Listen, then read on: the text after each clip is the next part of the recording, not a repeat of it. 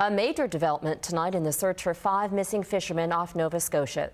Late today, rescue crews announced they are calling off the search. The men's overturned boat was found about 100 kilometers offshore, but there was no sign of survivors as they looked further out to sea. Our Ross Lord is in Woods Harbor, where friends and family are just learning this devastating news. Ross? Well, Robin, it's been almost 2 full days since this massive search effort began with Canadian and American military and Coast Guard assets. And now that the Rescue Coordination Center has decided the chance of survival is extremely unlikely, they are reducing the search effort. He's fishing here and the boat sank there.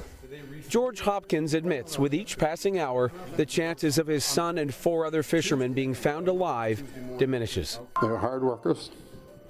I mean, I knew all them boys. Most of them I had fished on my boat one time or another, and then they was all good workers, and I thought the world of them.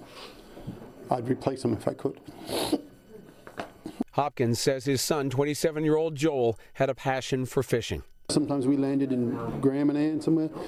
3 or 4 o'clock in the morning, I'd look for Joel. He's not in his bunk. He'd be out on deck with a fishing pole, catching little pollock or something. But he says Joel and his friends made a mistake by fishing in near hurricane-force winds with massive sea swells and 0 visibility.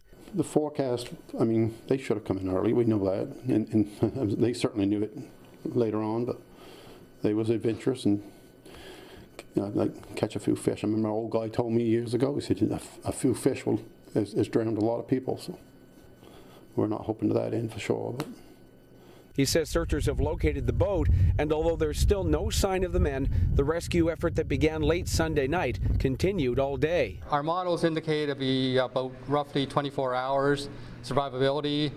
We always try to go beyond that time just to make sure that we do everything we can to find them if there's a chance they're still alive. As a coastal village, Woods Harbor knows the pain of losing fishermen to storms at sea. But having 5 young men missing for this long brings an anguish that's almost unbearable. The last name on the list is my brother's. He was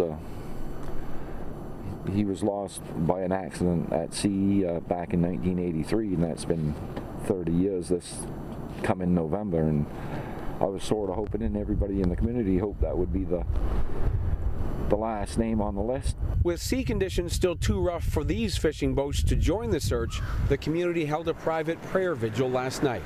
We hope those boys come home to their families. That's all we're asking for. That's what we're praying to God, that those boys will come back home. They loved to hunt, loved to fish, loved hockey.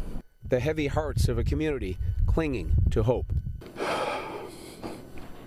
No, I don't know how to say it, but it just means a lot to have the support. And you know that people care. And now that this is a missing persons case in the hands of the RCMP, this confirms the worst fears of everyone here in Woods Harbor.